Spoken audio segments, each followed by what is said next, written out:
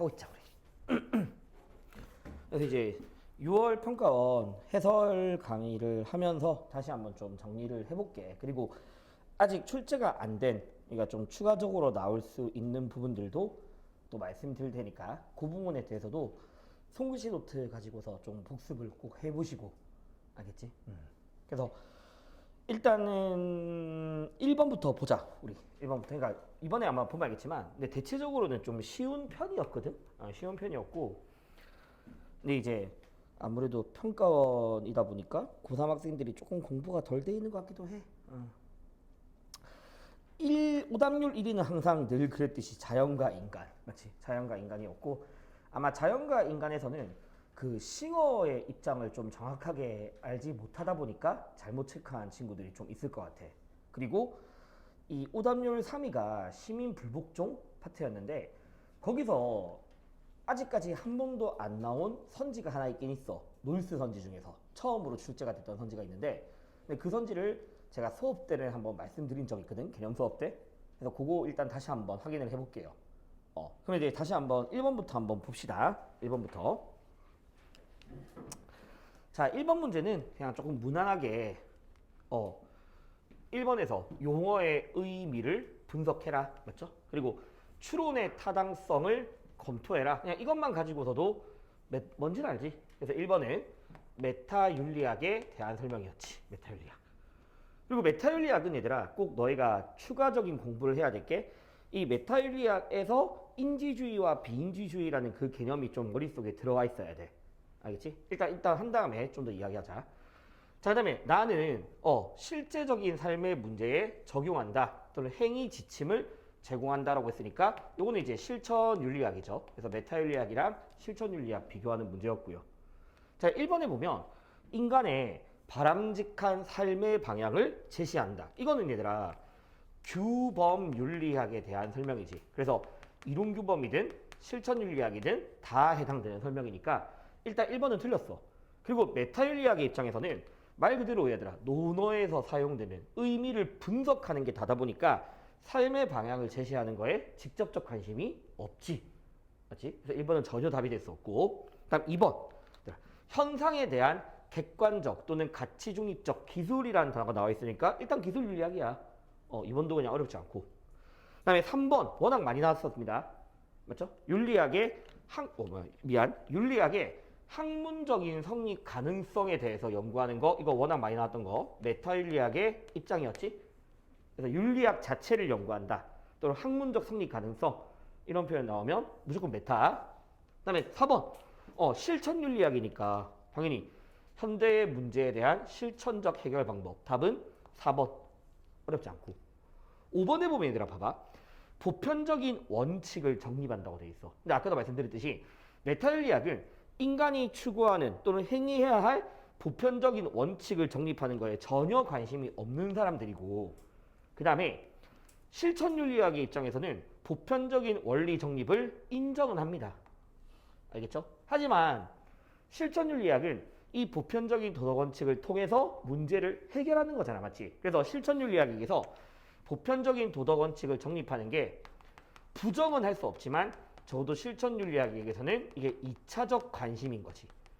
내가 실천윤리학의 1차적 관심은 문제를 해결하는 거고요. 알겠지? 해결. 2차적 관심이 원칙을 정립하는 거고. 그래서 이렇게 해서 뭐 1번 문제는 무난하게 답 4번이었고, 자, 그 다음에 여기서 나왔으니까 한 번 더 이야기합시다. 우리가 메타윤리학이 조금 더 어려워질 수 있는 표현들이 아까 말씀드렸듯이 인지랑 비인지에 대한 이야기야. 그래서 뭐 몇 번 계속 이야기했지만 메타윤리학은 저기서 말하는 언어, 도덕적 언어의 의미를 분석하겠다 라는 말의 의미가 뭐였냐면, 과연 이 도덕적 언어가 참 또는 거짓으로서 분석될 수 있는지를 검증하고자 하는 거지. 참 거짓의 대상으로 분석될 수 있는지. 맞지?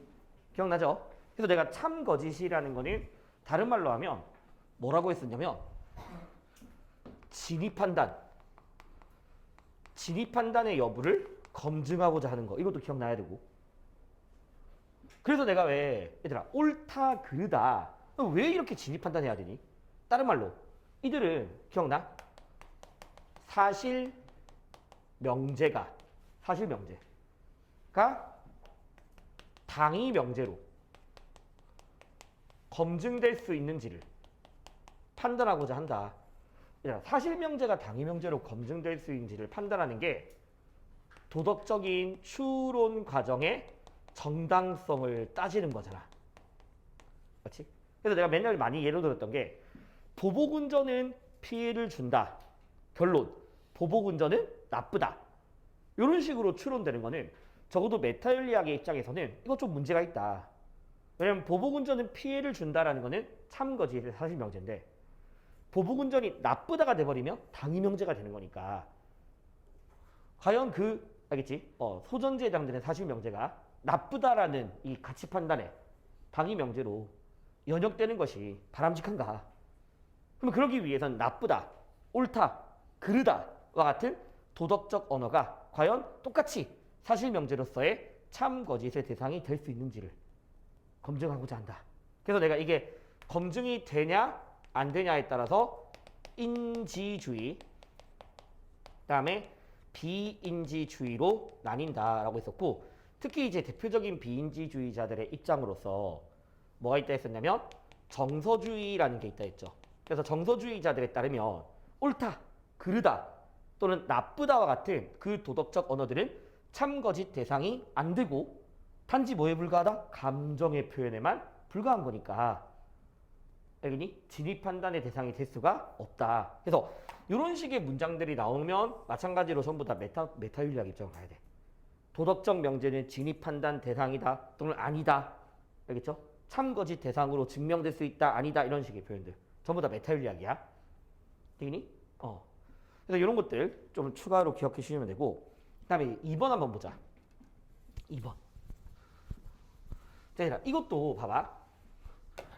지금 세 개의 갈대가 서로 의지하여야지 설 수 있대. 그런 것처럼 식이라는 것도 식이라는 것도 정신과 물질을 인연하여 생겨나는 거래. 인연, 일단 인연이라는 단어 나왔으니까 여기 이제 불교에서 말하는 연기설, 인연생기, 연기의 법칙.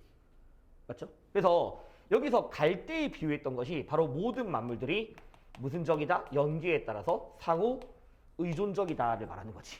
불교에서는 모든 만물들이 전부 다 연결되어 있고 상호 의존적이고 독립적으로서 존재할 수가 없다. 이런 표현들. 자, 그 다음에 봐봐. 식도 정신과 물질을 인연으로 하여 생겨난대.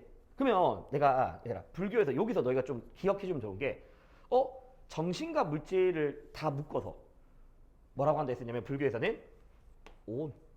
맞지? 내가 온이라는 거는 인간의 정신적인 것과 육체적인 것을 포함한다 했잖아.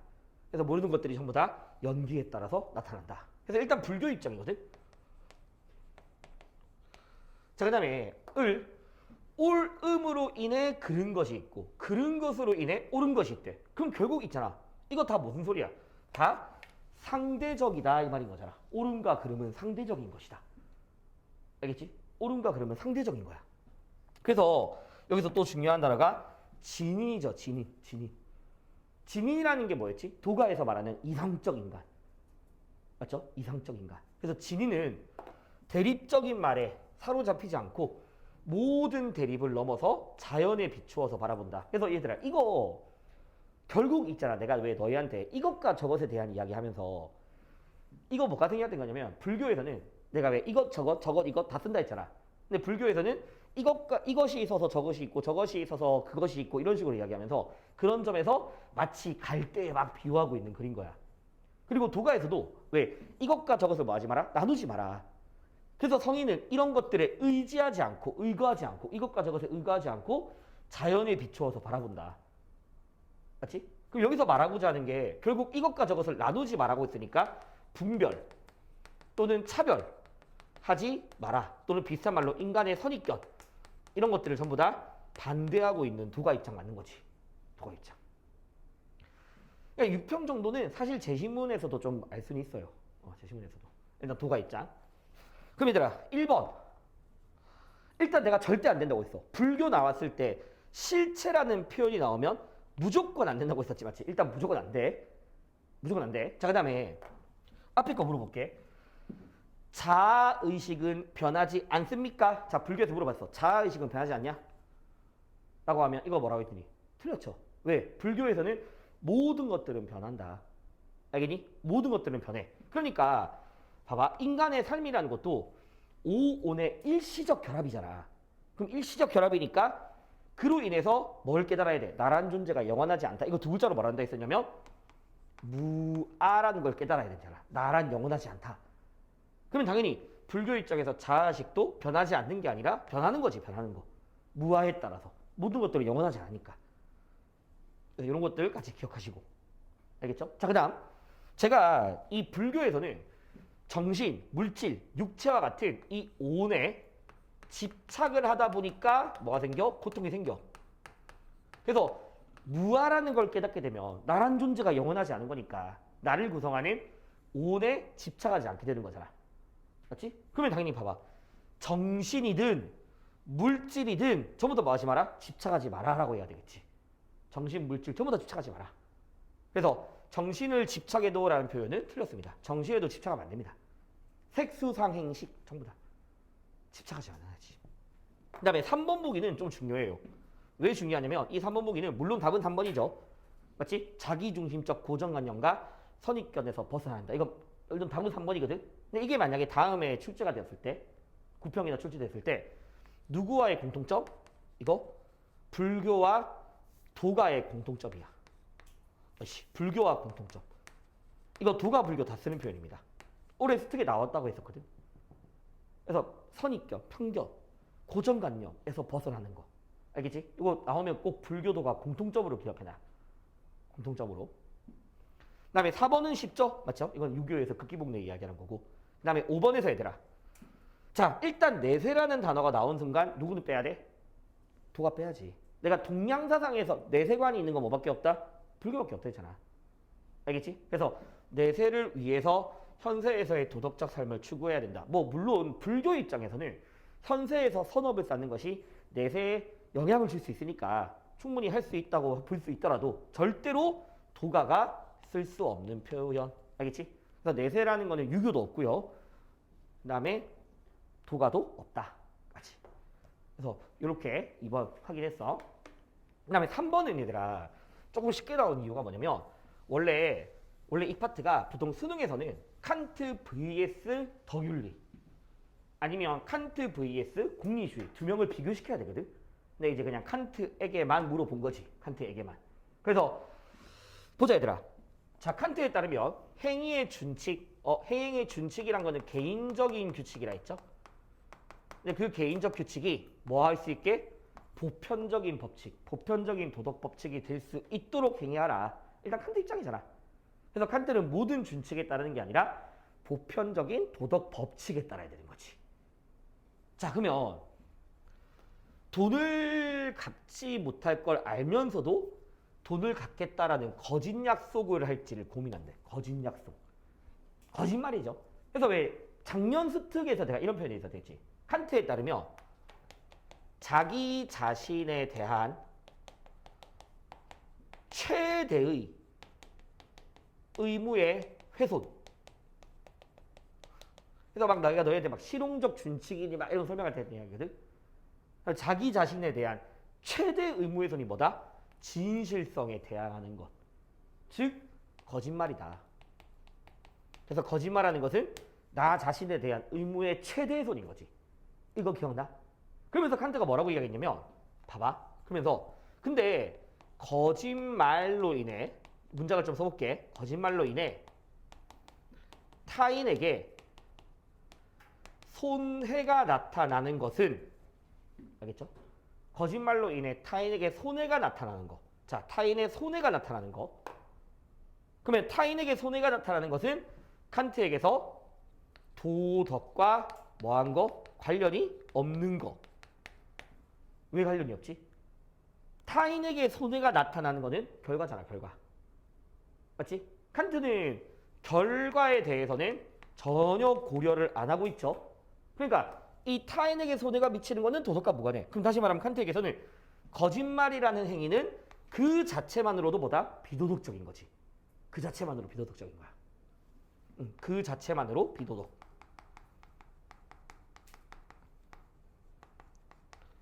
자, 일단 여기까지. 요걸 좀 기억해주면 좋아.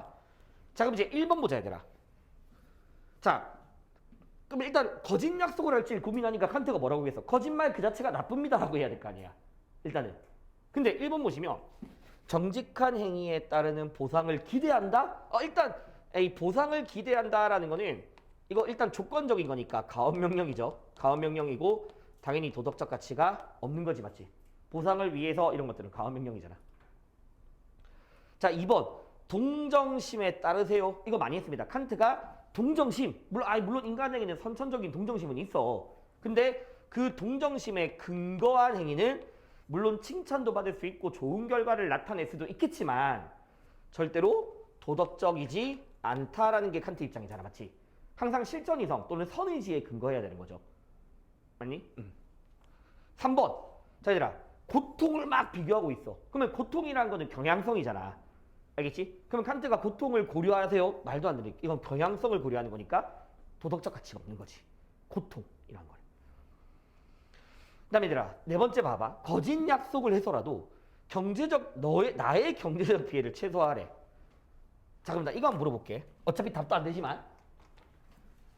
야, 거짓 약속을 해서 당신의 경제적 피해를 최소화하도록 해라. 이거 있잖아. 도덕 법칙은 안 되잖아, 맞지?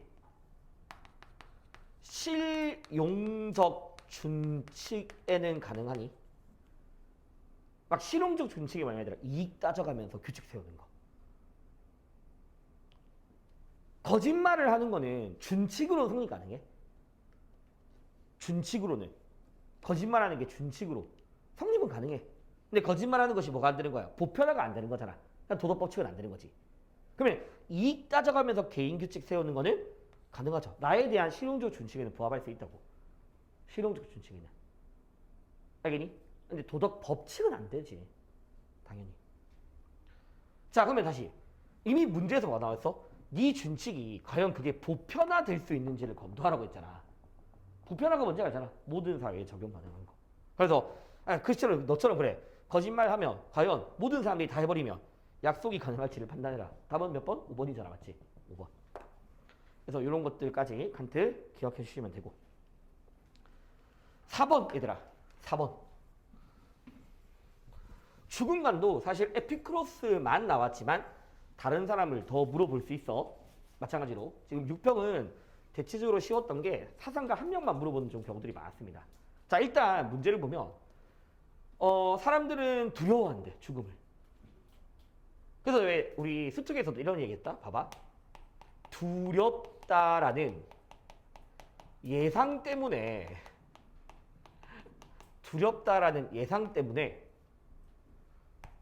죽음을 두려워하는 것은 어리석다에 대해서 에피크로스도 동의하고요. 내가 누구도 동의한다 했었냐면 이거 플라톤도 동의하는 거다. 어쨌든 둘 다 죽음을 두려워하지 않잖아. 맞지? 근데 이제 이유가 좀 다르지. 그 이유가 뭐였냐면 일단 플라톤은 죽음을 두려워할 필요가 없는 게 그토록 열망하던 이데아 세계로 갈 수 있는 거니까. 죽음을 통해서. 근데 에피크로스는 왜 어리석었습니까? 인간의 쾌락과 고통이란 거는 감각에 달려있는데 죽는다라는 거는 감각을 잃어버리는 거니까 알 수가 없다. 이거였잖아. 알 수가 없다. 그래서 아무것도 아니다 그랬는데 봐봐. 나오네요. 우리가 두려워해야 될 거는 고통이래. 왜냐면 이 사람은 쾌락주의니까. 고통을 두려워해야 돼. 근데 감각을 상실하게 되면 고통을 느낄 수 없어. 근데 왜 감각을 상실하니? 라고 하면 자, 두 글자. 에피크로스에 따르면 우리의 육체, 정신, 영혼, 감각 이거 전부 다 뭐의 결합이다? 원자들의 결합이잖아. 맞지? 근데 죽는다라는 것은 그런 감각과 육체와 영혼을 구성하던 원자들이 뭐 되어진 거? 해체되어진 거야. 다 개별 원자로 돌아가 버렸어. 그러면 아무것도 없어진다. 무잖아. 무 맞지? 아무것도 없어지는 거야. 그러니까 당연히 죽고 나면 감각을 상실하기 때문에 뭐 할 수 없다? 고통을 느낄 수 없다. 알겠죠? 그러니까 두려워하지 마라. 그럼 보자 1번. 죽음 이후에 감각 능력이 없음으로까지 맞아. 알겠지? 여기까지 맞지. 근데 이제 죽음을 두려워한다라는 표현이 틀린 거지. 두려워하지 마라. 2번. 자, 죽은 이후에 고통을 겪지 않도록. 자, 말이 안 되죠. 왜 말이 안 되냐. 에피크로스는 절대로 내가 뭐가 없다 했었냐면 내세관이라는 게 없다라고 했었잖아. 내세관. 맞지? 그래서 내가 서양 사상에서 내세관은 누구만 있다? 플라톤만 있다. 에피크로스는 내세관이 없어. 죽은 이후에 고통을 겪지 않도록이 아니라 애초에 내세관도 죽음 이후에 없는 거야. 없는 거. 알겠지? 그럼 똑같은 맥락. 죽은 후에 고통을 겪을 수도 있으므로 말도 안 되는 소리. 이게 틀린 거지. 맞지? 말도 안 되는 거. 자, 죽음 후에 고통을 겪을 수 없는 거죠. 맞지? 없는 거니까 두려워하지 마라. 정답은 4번이고요. 자, 5번 보자. 쾌락 어디 쓰니? 말도 안 되는 거잖아. 쾌락이든 고통이든 알 수가 없다. 느낄 수 없는 거잖아. 느낄 수 없는 거. 그래서 두려워할 필요가 없다라는 거지. 알겠죠? 그래서 에피크로스 입장 가볍게 4번이었고, 자 5번 보자 얘들아. 자 5번에서 핵심 쟁점을 물어보는 문제인데, 자 일단 전체적으로 너희가 딱 처음에 이런 문장 봤을 때 일단 을에서 물론이란 말이 들어가 있어. 물론. 그러면 이제 여기 있는 이야기는 볼 필요가 없지 사실. 자 그래서 물론 사랑과 인격의 존중은 필수적이다. 그럼 이건 얘도 동의하는 건데, 그러나 여기서부터 그러나 출산과 양육에 대해서 책임을 져야 하는 문제가 생길 수 있대. 그래서 이게 누구 입장이다? 그럼 얘는 보수주의다. 보수주의 입장이고, 그 다음에 갑을 보면 물론 성관계가 그런 책임의 문제를 낳을 수도 있대. 인정은 해. 하지만 그러한 문제를 낳지 않는 관계도 가능하고, 결혼하지 않더라도. 그럼 얘는 보니까 사랑을 이야기하고 있으니까 중도주의네요. 그럼 얘들아, 보수주의랑 중도주의가 공통으로 할 수 있는 표현도 있고, 둘이 찬반이 나뉠 수도 있는 거지. 맞지? 찬반이 나뉠 수도 있는 거. 그래서 쟁점은 둘 간의 찬반이 나뉠 수 있는 걸 찾아야지. 자 그럼 이제 1번 보자 얘들아. 자발적이지 않은 관계는 정당화될 수 있냐. 만약에 굳이 개념으로 따져보면, 개념으로 왜 우리 자유주의 자들이 자발적인 것과 플러스 상대방한테 해악을 입히지 않는 것만으로 충분합니다. 이게 자유주의야. 이거 두 개만으로 충분하다. 그래서 자유주의자들에게서 자발적이면서 해악 금지가 결합이 되면, 이거 내가 뭐라고 했었냐면 성의 자기 결정권을 행사하는 거. 그래서 자유주의는 성의 자기 결정권을 존중하는 것만으로도 뭐하다? 충분하다. 알겠지? 근데 이제 중도주의자 입장에서는 그것뿐만 아니라 뭐가 필요해? 사랑이라는 게 필요한 거잖아. 맞지? 사랑이라는 게. 그리고 이제 보수주의자들의 입장에서는 그거 사랑뿐만 아니라 부부 또는 뭐 출산. 맞죠? 그래서 내가 작년에는 이걸 굳이 이제 사상가로 구분해서 칸트냐 아퀴나스냐 이렇게 물어볼 수도 있었지만, 그냥 이 문제는 일반적인 보수주의 문제만 낸 거지. 그러면 자발적이지 않은 관계는 정당화 될 수 있냐라고 하면 둘 다 아닌 거지. 맞지? 아니다. 보수도 중도도 이렇게 할까? 보수도 X, 중도도 X. 정당화 될 수 없다. 자, 결국 내가 봐봐. 자유, 중도, 보수 다 뭘 강조하냐면 성에서의 인격적 가치를 추구해. 왜? 자유주의도 도덕적 제한이 있는 거니까. 도덕적 제한은. 알겠니? 그러니까 2번. 자, 당연히 모든 사람들은 성관계는 도덕적 가치 판단 대상이 될 수 있다라고 해야 되는 거지. 돼 있죠? 자, 결혼이 반드시 요구됩니까? 보수는 반드시 결혼은 요구됩니다. 근데 중도는 결혼이 반드시 요구되는 건 아니잖아. 맞지? 일단 관련돼. 4번. 자, 자율성과 사랑. 자율성과 사랑이 성관계가 정당화되기 위한 전제입니까? 일단 중도. 자발성과 사랑. 정당화되기 위한 전제. 근데 누구도 인정해? 보수주의도 전제 조건이잖아. 전제 조건. 근데 이제 보수주의는 그것뿐만 아니라라고 이야기해야 되는 거고. 알겠지? 근데 만약에 4번 문제가 자율성과 사랑이 성관계가 정당화되기 위한 필요 충분 조건입니까? 이렇게 나오면 둘이 또 갈리겠지. 무슨 말인지 알겠니? 충분이면 그게 필요 충분입니다. 그러면 당연히 갈릴 거 아니야. 보수는 X, 얘 O가 될 거 아니야. 근데 이제 그냥 전제다라고 했으니까 포함되는 것이다. 자, 성관계는, 근데 5번이 조금 그럴 수 있네. 성관계는 출산과 양육에 대한 책임 문제를 발생시킬 수 있는가라고 했을 때 여기서 이미 제시문에 나와 있습니다. 맞죠? 왜? 그래서 보니까 성관계는 그와 같은 책임의 문제를 낳을 수도 있습니다. 이 표현 때문에 당연히 이거는 둘 다 뭐 돼야 되니? 발생시킬 수 있다. 둘 다 O가 돼야 되는 거지. 둘 다 O가 돼야 되는 거지. 그래서 어쨌든 쟁점을 물어보면 답은 그냥 3번. 어렵지 않은 거. 아직까지는. 자, 6번 한번 보자. 배아.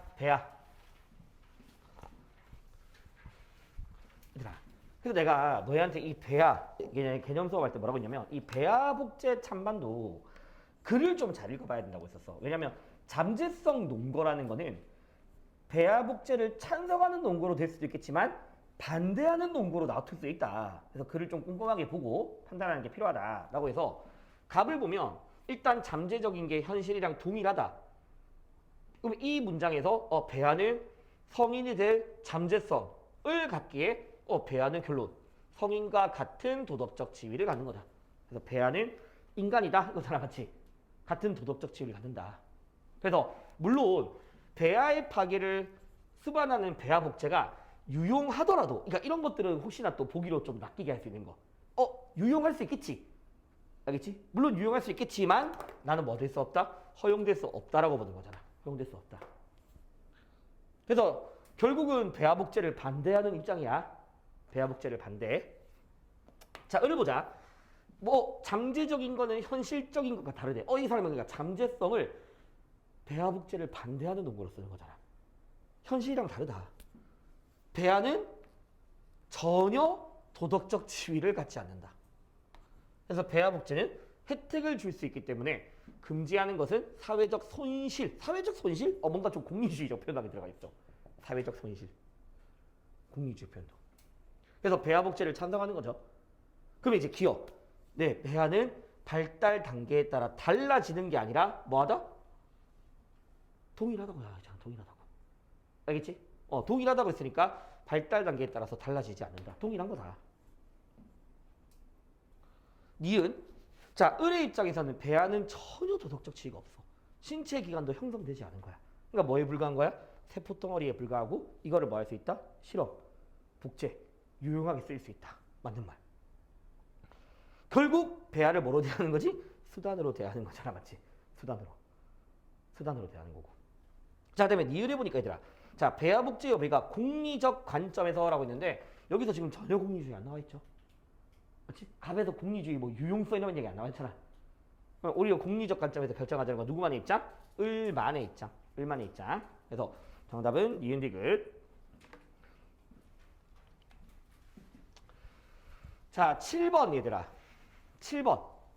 자, 이 7번은 보통 내가 왜 목민간의 자세, 공직자 윤리에서 목민간의 자세를 강조하는 게 정약용이야. 정약용. 그리고 예전 기출에서도 이 정약용의 목민과 관련해서 문제가 나온 적이 있어. 그래서 뭐 목민간의 청렴한 게 관직 상승의 수단으로 여겨야 되냐 막 이런 식의 문제들 있었거든. 그래서 그냥 사실 글 보고 좀 풀면 되는 거죠. 맞지? 글 보고. 자, 그냥 바로 1번 볼게. 자, 목민간 뭘 해? 아까 청렴결백 또는 전룡의 자세를 강조한단 말이야. 그래서 내가 너희한테 뭐라고 했냐면 정약용이랑 플라톤의 공통점이 공직자들의 절제를 강조해. 근데 차이점이 뭐라고 했어? 플라톤은 애초에 공직자들은 사유재산 자체를 금지해야 되는데 유교는 그렇게까지는 안 간다. 맞죠? 그래서 당연히 목민간은 절약에서 당연한 이야기죠. 이게 왜 3점짜리인지 모르겠지만. 2번. 생계를 위해서 관직을 맡는 것이 바람직하다? 생계 때문에. 얘들아, 여기도 봐봐. 이것도 사실 나와 있다. 가난하다는 것은 딱하되 그렇다고 자신의 딱한 처지 벗어나려고 목민간 되고 올바른 게 아니라고 나와 있잖아. 그러니까 이건 나와 있으니까 당연히 X지. 그래 나와 있습니다. 그래. 다음에 3번. 자, 비싼 옷을 살 여유가 있더라도 소비 절제. 절제 1번이랑 똑같은 말이잖아. 그냥 절제하라. 절제하라. 다음에 4번. 공사를 구분하는 것이 당연하죠. 공직자들의 자세잖아. 공과사를 구분하는 거. 당연한 이야기인 거고.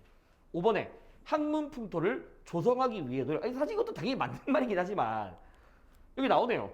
학문을 권장하기 위해서. 그러니까 이것도 맞는 말인 거지. 이건 되게 왜 산점인지 모르겠지만 어쨌든 답은 2번이었습니다. 답은 2번. 다음 8번.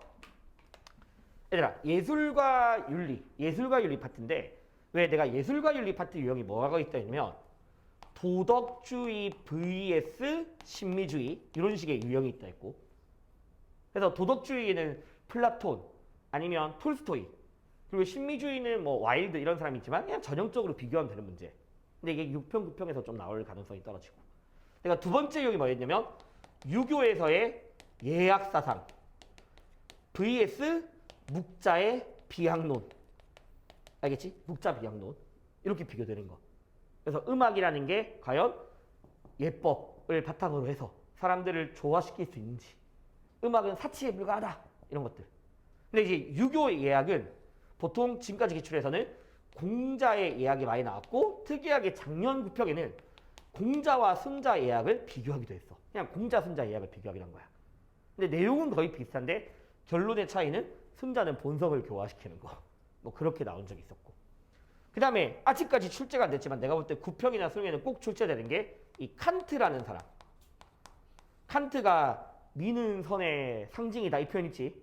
미는 선의 상징이다. 그래서 그거 가지고서 vs 플라톤이랑 비교되거나 아니면 칸트랑 신미주의랑 비교되거나, 그래서 칸트가 신미주의랑도 공통점이 있고 차이점이 있다. 그래서 이거는 좀 꼭 공부하셔야 돼요. 이게 출제가 안 됐지만. 근데 요 주제 안에서 물어보는 거거든. 근데 이것도 되게 쉬웠던 게 그냥 한 명만 물어본 거니까. 그럼 이제 8번 내용을 좀 보자고. 자, 그 전에 유교 여기 보자. 한국의 음악은 뭐 합해졌다가 풀려 나오면서 뭐 이런데 좋아. 음이 분명하면서도 끊임없이 이어져서 완성된대. 계속 조화를 이루는 거래. 조화를. 그래서 시가 순수한 마음을 불러일으키고 예의는 사람들을 일륜에 맞게 살아가게 하며 음악은 궁극적으로 인격을 완성. 누가 봐도 일단 도덕주의 표현 맞지? 그래서 유교의 예악사상이지.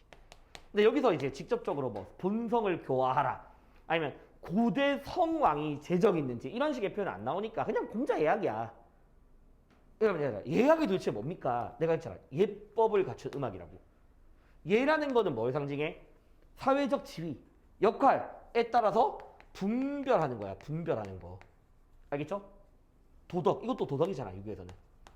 도덕적으로 분별하는 거야. 근데 이제 도덕적으로 분별도 하면서도 동시에 악을 통해서 뭐 시킨다? 조화시킨다. 악을 통해서 조화시키는 게 유교 예약이라고. 알겠니? 그래서 예법을 갖춘 음악. 사람들을 분별하되 도덕적으로 교화시키되 대신에 조화시키고자 하는 거. 요 두 가지 조화. 이게 유교 예약이거든. 그럼 이제 1번. 성품을 함량하기 위해. 누가 봐도 음악은 궁극적으로 인격 완성한다고 나와 있으니까 기억은 맞는 말이고. 예악이니까 예의와 무관하다도 틀린 표현이고, 심미적 가치만 다루는 것도 아닙니다. 내가 유교의 예약은 기본적으로 도덕주의라고 했어요. 알겠지? 도덕주의. 자, 지금 맞죠? 근데 제시문에 조화 나오잖아. 조화. 네, 맞는 말이고. 이를 봐봐. 경제적인 이득에 따라서 활용하는 게 아니잖아. 맞지? 경제적인 것과 무관하게 막 인륜에 맞게 살아가고 인격을 완성시키고 이런 거니까 경제 이득과 무관한 거지. 됐죠? 그래서 이것도 뭐 그냥 되게 무난하게 그냥 풀 수 있는 문제야. 자, 그 다음에 이제 우리 9번에 분배정의. 근데 분배정의도 사실 이렇게 유형이 나왔으니까 좀 쉽게 나온 유형이긴 하지. 원래는 막 벤 다이어그램 하고 아니면 막 순서도 문제로 나와야 되는데. 그래서 9번 다시. 자, 일단 얘들아 9번 첫 번째 줄 이거 많이 했던 거잖아. 근데 이것도 충분히 보기로 많이 나왔던 거잖아.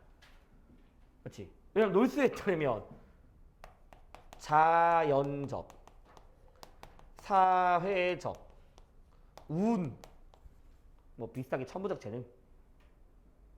내가 태어났는데, 맞지? 자연적, 사회적, 우연성. 그 자체는 정의로운 것도 아니고 부정의한 것도 아니다. 이거 많이 기억나죠? 맞죠? 운 그 자체는 정의로운 것도 아니고 부정의한 것도 아니.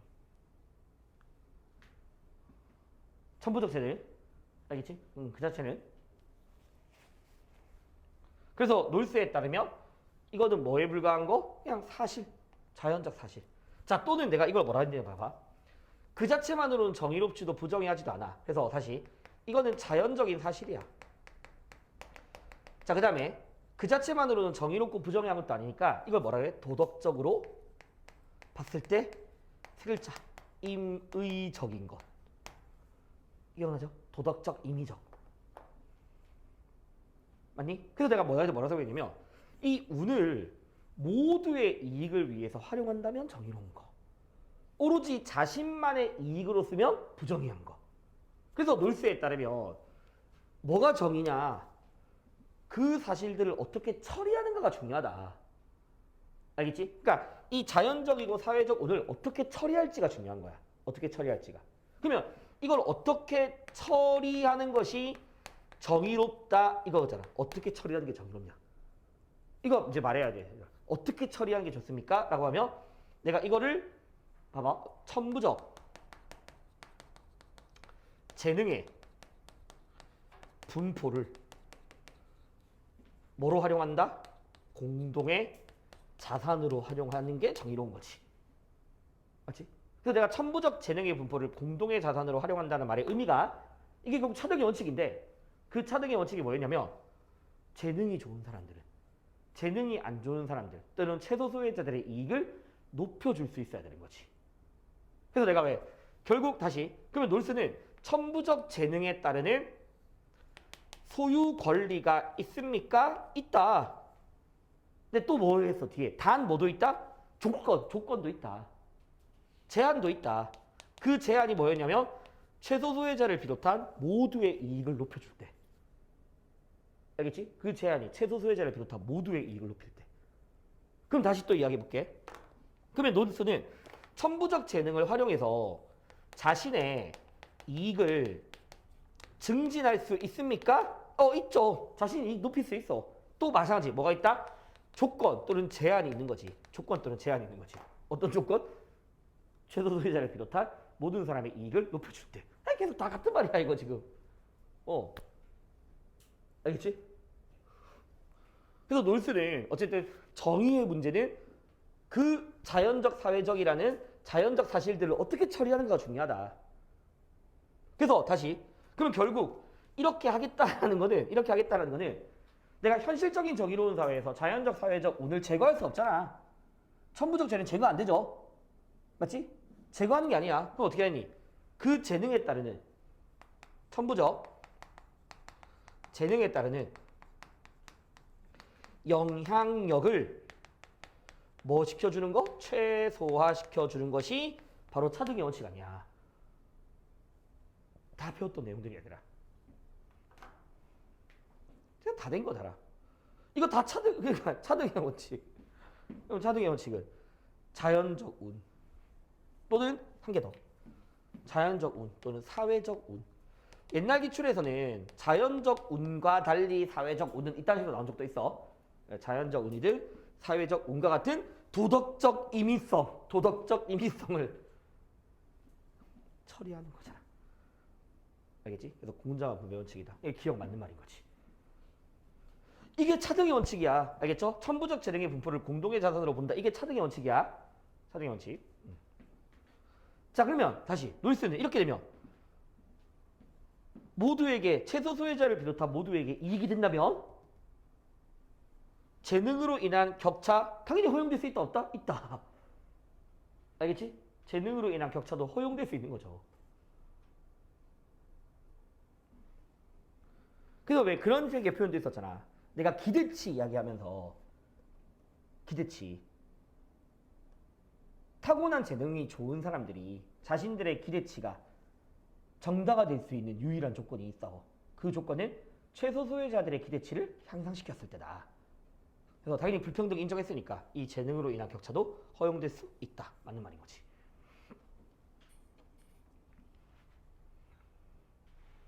자, 그 다음 디귿 보자. 디귿. 자, 이거는 조금 처음 나온 제시문이니까 볼게. 정형적 분배 원리는 워낙 노지가에서 많이 했어. 알겠지? 근데 정형적 원리는 생산과 분배를 독립적인 주제로 취급하는 거래. 일단 이 표현은 보기로 좀 나올 수 있는 표현이니까 좀 알고 있어라. 그러니까 당연히 노직은 정형적 분배를 반대하거든. 근데 정형적 분배 이론들은 생산, 분배를 완전히 독립적인 걸로 취급한대. 독립적인 걸로. 왜냐면 생산이야 뭐 능력이나 노력에 따라서 생산할 수 있지만 놀스, 분배는 뭐에 따라야 돼? 이 최소 소유자들을 위한 차등의 원칙에 따라야 되는 거니까 이거 둘을 완전히 독립적으로 파악한다. 하지만 나의 소유 권리론에 따르면 분리된 것이 아니래. 그럼 이제 보기로 뭐가 나올 수 있다? 노직, 소유 권리로서의 정의는 생산과 분배를 분리시키지 않는다. 왜 분리하지 않을까라고 하면 결국 노직은 소유 권리 정당하게 생산한 사람이 알아서 분배하면 되는 거잖아. 맞니? 정당하게 취득한 사람들이 그냥 그들의 선택에 의해서 분배시키면 되는 거잖아. 따로 별개의 원리가 있는 게 아니잖아, 분배에서. 그래서 소유 권리는 분리된 것이 아니다. 그래서 결국 요거 생산과 관련된 과거의 행위가 차별적 소유 권리를 만들어진다. 이게 무슨 적 노직의 역사적 절차에 따른 소유권. 역사적 절차에 따른 소유권. 그래서 역사적인 절차에 따른 소유 권리만 정당화되면 어떻게 분배되더라도 정의로운 거다. 맞지? 역사적 절차, 비정형적 분배. 그거 기억나면 돼. 역사적 절차, 비정형적 분배. 그럼 이제 디귿 봐봐. 역사적인 원리에 따르면 어떻게 분배되더라도 뭐하다? 정의롭다. 알겠지? 그래서 역사적 원리에 따르는 부의 불평등은 당연히 정당화될 수 있죠. 노직한테. 자, 그 다음에 얘들아, 니을 봐봐. 니을. 자연적인 운이든 또는 사회적인 운이든 거기에 따른 결과물에 대해서 정당한 자격을 갖지 않는다라는데 여기 잠시만 보세요. 놀스. 천부적 재능에 따르는 소유 권리 있다 없다? 있다. 단 제한은 있는 거지. 맞지? 그러면 다시 이걸 만약에 노직한테 물어봤어. 노직한테. 그럼 노직한테도 천부적 재능에 따르는 권리 있니? 아, 당연히 있죠. 그로부터 나타나는 것도 당연히 권리가 있는 거야. 알겠니 얘들아? 그래서 자연적 운이든 사회적 운이든 거기에 따른 결과물에 대해서 정당한 자격을 갖지 않는다? 둘 다 안 되는 거. 둘 다 정당한 자격을 가질 수 있다. 자, 근데 얘들아, 이제 이걸 다시 하자. 정당한 자격을 일단 고치려면 둘 다 가질 수 있다야. 자, 근데 있잖아. 자, 이거 좀 알아놔. 그러면 가질 수 있는데 제가 아까 놀스는 단 조건이 있다고 했어. 조건이. 맞지? 그 조건이 뭐였다? 최소 수혜자에게 이익이 될 때. 모두에게 이익이 될 때. 맞지? 그게 놀스의 조건이야. 근데 얘들아, 나 물어볼게. 노직도 당연히 가질 수 있거든요. 천부적 재능에 대한 권리 가질 수 있어. 그럼 노직은 제한이 없을까? 거기에 대한 권리에 제한이 없니?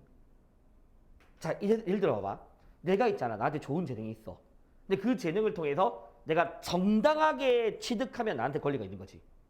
근데 만약에 나한테 주어진 재능을 막 사기치고 다니는 거야. 다른 사람한테 막 피해를 주고 다녀. 그러면 나한테 권리가 될 수 있니 없니? 안 되지. 그러니까 놀스, 노직 둘 다 가질 수 있어. 그러면 다시 말하면 둘 다 뭐가 있는 거야? 조건이 있는 거야. 조건이. 근데 그 조건이 내용이 다른 거 아니야? 제한의 내용이. 그러니까 둘 다 다시 뭐가 있다? 도덕적 제한이 있는 거야. 제가 항상 자유주의도 도덕적 제한이 있습니다. 성과 사랑에서 자유주의자도 다른 사람한테 피해주면 안 되는 해악금지라는 도덕적 제한이 있잖아. 그러면 제한이 있어. 그럼 놀스는 아까 말했듯이 모두에게 이익이 될 때 그게 제한. 노직한테는 뭐? 다른 사람의 처지를 타인의 처지를 악화시키지 않는 선에서. 이게 노직의 제한이야. 그러니까 노직이라고 해서 무제한적이 아니야. 제한이 없는 게 아니야. 그러니까 이렇게 정당한 제약을 갖지 않는다 틀렸어. 그럼 이제 다음에 뭘 써? 가질 수 있다? 가질 수 있어? 그러면 가질 수 있는데 조건은 뭡니까? 까지 물어볼 수 있으니까. 놀수는 모두의 이익 높이는 선.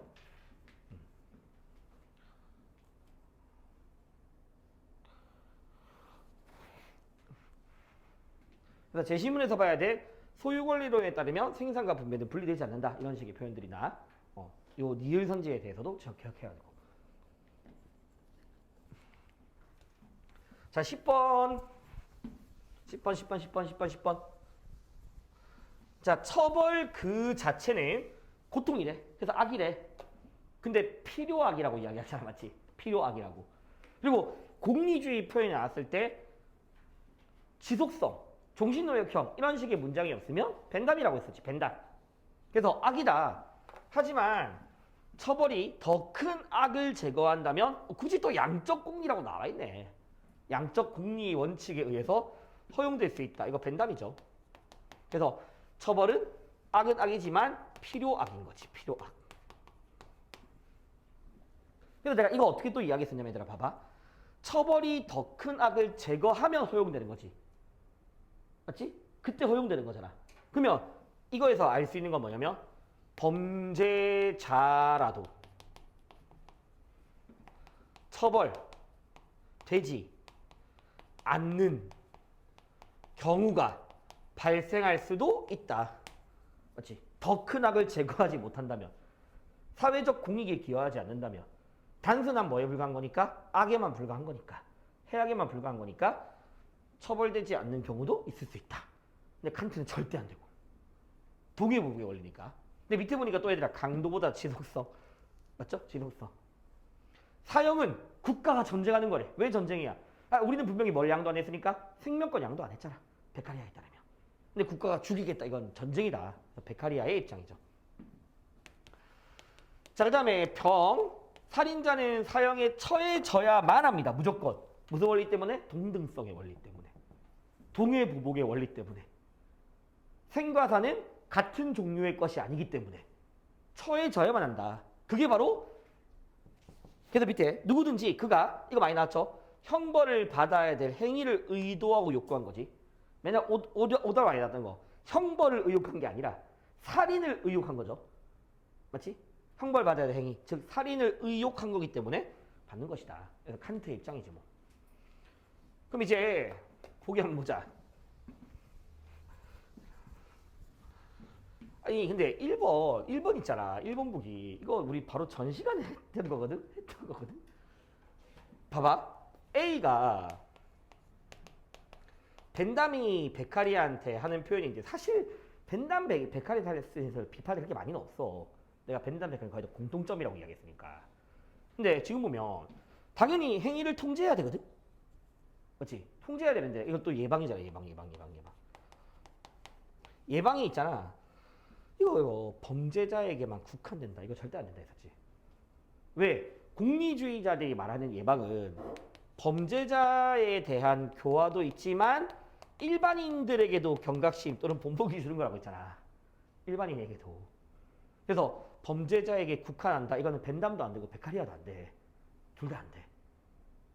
알겠죠? 벤담, 베카리아 둘 다, 범죄자, 일반인 둘 다. 알겠지? 둘 다. 그래서 1번은 안 돼. 자, 그 다음에 B 봐봐. B는 이번에는 베카리아가 벤담한테 할 수 있는 이야기라고 나와.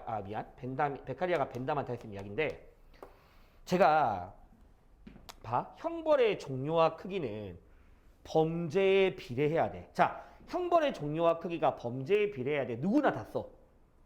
근데 내가 그 범죄에 비례하는 걸 좀 더 길게 늘려서 범죄의 사회적 해악에 비례해야 된다. 범죄 그 자체에 비례해야 된다. 차이가 있다 했잖아. 알겠니? 그러면 범죄의 사회적 해악에 비례하는 거는 공리주의지. 행위 그 자체에 비례하는 거는 칸트란 말이야. 뭐가 나오니? 사회적 파급효과. 이거 사회적 해악이잖아 그냥. 알겠지? 그래서 형벌의 종류와 크기는 사회적 해악을 고려해서 정해야 한다는 공리주의자인 베카리아 벤담 전부 다 동의하는 거죠. 베카리아 벤담이. 알겠죠? 칸트는 안 돼. 칸트는. 자, 3번. 3번 봐봐, 얘들아. 자, C가 일단 C랑 E가 되려면 그냥 누구만 입장? 칸트만 입장이 돼야 돼. 칸트만 입장이 돼야 되는데, 잘 보세요. 형벌은 사회적 선을 위한 수단으로 가해질 수 없다. 자, 칸트는 형벌은 그 자체가 선이야. 그 자체가 목적이야. 그래서 사회적 선을 위해서 또는 공공의 이익을 위해서 하면 돼, 안 돼? 안 되잖아. 이거는 범죄자를 오로지 수단으로만 대하는 거잖아. 근데 내가 칸트 빼고 나머지 사상가들은 전부 다 사회적 선, 공공선, 공공의 이익 다 가능하다. 그러니까 이건 누구만 입장이야? 이 세 명 중에서는 칸트만 입장이야. 그러니까 답은 몇 번이죠? 3번이죠. 답은. 자, 그 다음에 4번. 자, D가 지금 베카리아 입장이거든, 을이. 근데 베카리아가 사형으로서 지속적 공포 인상을 주니? 말이 안 되는 거지. 종신도역형이잖아, 종신도역형. 사형은 한순간에 인상은 강렬하지만 지속성이 낮다는 게 베카리아 입장이니까. 그래서 4번도 될 수 없는 표현. 자, 5번 얘들아. 자, F. 봐봐. F. 그럼 벤담이 칸트한테 하는 건데 형벌로 인해 초래되는 해악.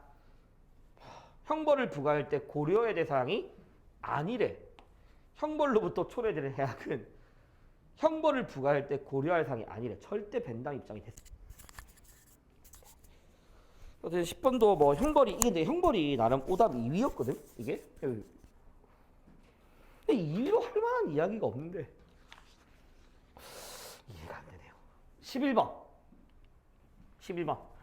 얘들아, 요 문제는 조금 특이한 게 내가 왜 일반적으로 국가와 시민의 윤리는 사회계약론이랑 아리스토텔레스를 좀 잘 비교시킨다.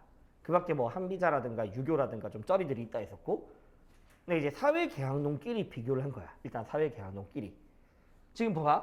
근데 너희 자연 상태에서 분쟁이 발생하고 특히 자연 상태를 뭐라 봐? 전쟁 상태로 바라보잖아. 그러면 자연 상태를 전쟁 상태로 바라보는 거니까 이거 누구 입장이야? 일단 홉스 입장 맞지? 맞지? 홉스는 모든 인간들은 성악설, 오로지 자기 보존만을 이기적으로 추구하고 그러다 보니까 서로를 죽고 죽일 수 있는 전쟁 상태다. 홉스 입장 홉스. 그리고 그러한 전쟁 상태로부터 벗어나서 자연권을 보호하기 위해서 모든 사회 계약론자들은 다 자연권을 보호하기 위해서 국가를 만드는 건데 내가 홉스는 특히 그 자연권 중에 자기 보존권 또는 생명권 이야기했죠. 생명권을 보호하기 위해서 동의를 통해서 절대 권력 리바이어던이라는 절대 군주에게 웬만한 모든 자연권 다 양도하고 주권도 양도해서 군주의 힘을 강하게 세운 다음에 우리 생명권 지켜달라 보호해달라 이런 식의 계약 맺는 거잖아. 그리고 을 봐봐. 물론 내가 이 생명권은 로크도 이야기한다고 했거든. 근데 특히 로크의 중요하다고 뭐였니? 이거 재산 권리 맞지? 인간은 이성의 불확실성, 이성의 오류를 위해서 재산의 침해 생기고 특히 그 재산 침해 시에 각자가 다 집행의 주체, 처벌의 주체가 돼버리고 그러면 사회가 혼란해질 수 있으니까 공통의 동의를 통해서 법 만들고 공정한 재판관 만들려고 했던 거고. 그래서 재산 보호 나왔으니까 입법부 구성하기로 합의합니다. 물론 입법부뿐만 아니라 뭐도 있다? 행정권도 있고. 그래서 입법권과 행정권이라는 이권분립 이야기했지. 그래서 로크에 따르면 입법부는 주권을 가지고 있는 인민들의 대표에게 위임했고 인민들의 대표, 입법부. 그리고 입법부가 만든 법에 의해서 군주가 행정해야 되는 거지. 집행해야 되는 거지. 그래서 국가의 최고 권위는 어디에 있다? 입법부에 있다. 그렇죠? 입법부에 있는 거. 근데 입법부가 계약 안 하면 자연권 보호 못하면 시민들은 내가 신탁이라는 표현 로크 잘 나온다 했죠. 왜? 신탁이라는 게 일부를 양도시킨 걸 신탁이란다 했잖아. 홉스는 신의 계약이라 표현해. 홉스는 신의 계약. 그래서 신탁을 철회할 수 있다는 거는 로크의 무슨 사상을 보여준다? 저항권, 새로운 입법부와 새로운 행정부를 구성할 수 있다는 이 저항권을 보여주는 거고. 그래서 이미 제시문에서 저항권도 이야기하고 재산권도 이야기하고 있으니까 로크 입장이지. 그럼 얘들아, 자 적어도 한 사람이 부정을 해야 된대. 적어도 한 사람이. 다 따져보자. 홉스, 로크, 그리고 기억 봐봐. 그러면 공권력은 국가잖아, 맞지? 국가가 만들어진 이후에 자연권의 보호는 개인만 국가를 통해서 보호하고자 한 거잖아. 국가를 통해서. 알겠지? 그러니까 개인만의 책임입니까? 아니다. 국가의 책임도 있는 거지. 자, 개인의 책임을 부정하지 않아. 알겠지? 근데 개인뿐만 아니라 국가의 책임도 있는 거야. 개인뿐만 아니라 국가의 책임. 그러니까 개인만의 책임은 아닙니다. 자, 니은. 정부에 의해서 시민권이 재산이 침해되었을 때 정부 해체의 근거가 되냐? 일단 노크는 무조건 동의해야 되겠죠. 일단. 맞지? 근데 정부 해체의 근거가 되는가라는 이 질문에 대해서 홉스는 동의하니? 홉스는? 자, 홉스에게서 계약의 목적은 생명권 보호야. 생명권 보호. 알겠지? 그래서 이 생명권 보호를 위해서라면 군주가 임의대로 다 처리할 수 있어. 게다가 홉스는 뭐가 없니? 저항권이란 개념이 없잖아. 저항권이란 개념이. 그러니까 재산권 침해가 해체의 근거가 됩니까? X. 저항권 없습니다. 알겠죠? 답은 1번이야, 1번. 그럼 이제 나머지 디귿 봐봐. 국가의 권위에 복종해야 될 의무 다 뭐 때문이야? 계약과 합의했기 때문에 둘 다 오잖아. 그래서 홉스도 절대군주의 그 계약의 근거는 인민들의 합의에 있잖아. 그리고 얘들아, 그 계약은 내가 무슨 계약이라고 쓰냐면 기억해놔야 돼. 사회계약론은 기본 전제가 만장일치의 계약이야. 만장일치의 계약. 그리고 내가 로크에게서 저 계약 또는 동의라는 거는 로크는 동의 또는 계약이라는 게 두 가지가 있다 했죠? 그것도 기억해야 되고 명시적인 거 또는 암묵적인 거 맞죠? 명시 또는 암묵적인 동의를 통해서 복종의 의무가 나타나고 자, 그 다음에 이 니을을 좀 많이 헷갈리는 애들이 있을 건데 얘들아, 이 니을 사회계약론의 기본 전제가 인간은 무슨 존재? 이성적인 존재, 합리적인 존재, 이성적 합리적인 존재. 그러니까 이성적 합리적 존재들이 계약을 맺는 거야. 그게 계약론의 전제라고. 그러니까 물론 홉스가 인간의 본성이 악하지만 그래도 인간은 이성적인 존재야. 되게 여러 개의 설명할 수 있어. 봐봐. 이 사회계약론의 입장은 누가 가지고 왔냐면 놀스가 가져왔어. 근데 놀스도 봐봐. 그 전제에 해당되는 놀스 가상공간에서 인간은 무슨 존재야? 이성적이잖아. 맞지? 그 다음에 얘들아, 일단 둘 다 되거든. 한 개 더 기억해야 될 게 있어. 봐봐. 여기. 홉스도 인간은 이성적 존재야. 그러면 이게 어디까지 확장될 수 있냐면 봐봐. 국제사회를 바라보는 관점에서 홉스의 인간관을 가지고 왔던 현실주의자들의 입장, 홉스 인간관을 가져온 현실주의자들이 물론 인간은 본성이 이기적이거든. 국가도 자국의 이익만 추구해. 권력을 추구해. 근데 국가가 비이성적이다라고 하면 될까 안 될까 하면 절대 안 됩니다. 왜냐면 현실주의자들이 전쟁을 하는 이유는 내가 쟤보다 힘이 세. 그리고 쟤를 침략하는 게 우리한테 도움이 될 것 같아. 그래서 전쟁하는 거야. 이게 이성적 판단이야. 알겠니? 그게 우리한테 도움이 되니까 전쟁을 하는 거야. 그게 이성적인 거야. 도덕과 관련 없이. 알겠니? 그래서 현실주의도 비록 국가가 이기적 인간으로 구성된 오로지 자국의 이익만 추구하는 권력체지만 그래도 국가는 뭐다? 이성적이고 합리적 판단을 한다는 거야. 홉스 당연하고요. 알겠지? 사회계약론의 기본 전제야. 기본 전제.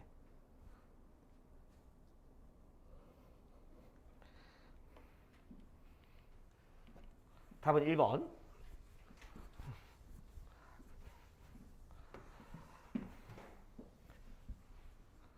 12번까지만 하고 조금 끊어다 갈게.